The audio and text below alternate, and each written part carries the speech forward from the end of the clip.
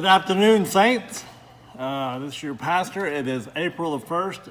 This is not April Fool's. What I'm about to tell you is not April Fool's prank.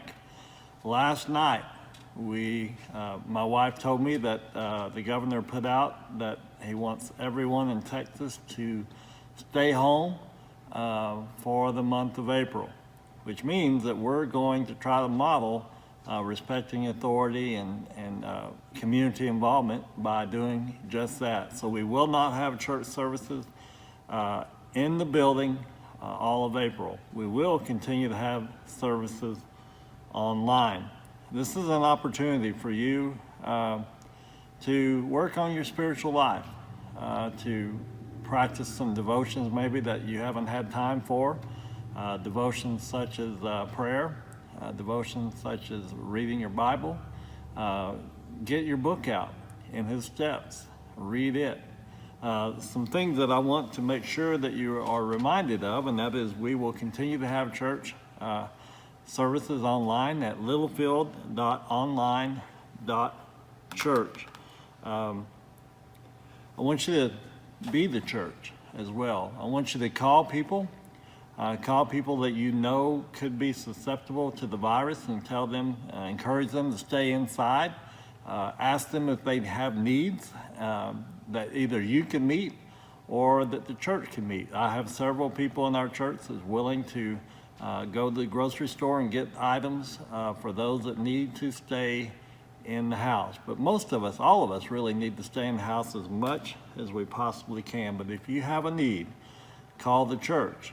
Now, we're not going to be here at the building, but we have our phones being forwarded, and so we will get your message or get your call, and we'll help you in any way. We encourage you to call if you need prayer, and we'll continue to pray for you.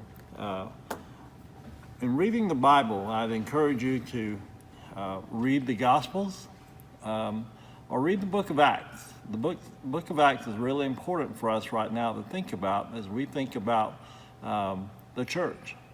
Of course, Acts is all about the beginning of the church and how the church stepped out into the world and made a difference. Well, there's no better time right now than I can think of in my lifetime that the church has had the opportunity to make a difference in their world by showing grace, by showing love, by showing patience, by showing people the truth of Jesus Christ, because folks, people are losing hope, and we have the answer. We have Jesus. So read Acts and think about what God is trying to say to you during this time.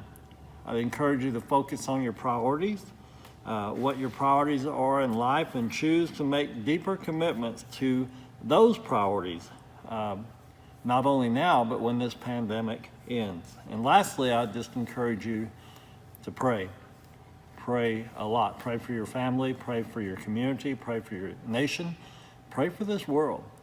Pray, pray, pray. Pray that we as human beings will once again turn our hearts back to God, not just get us through again, but a real turning back to God with a commitment to Him with all of our lives.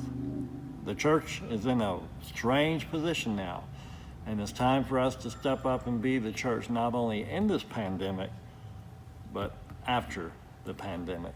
I hope to see you soon. I miss you guys, but we will be on air every week proclaiming the good news, and that the truth is Jesus Christ and His church will never end.